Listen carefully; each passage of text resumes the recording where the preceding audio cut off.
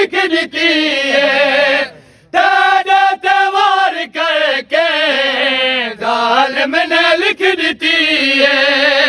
मेरी कैद शाम वाली मेरी कैद शाम वाली वीरण दी कतल को रोवे बीबी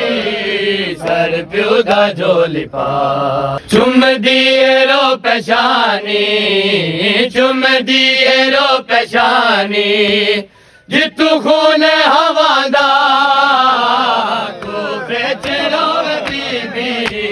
सर प्यो दा झोली पा बिस्मिल्लाह चुम दिए रो पेशानी जितू खून हवादा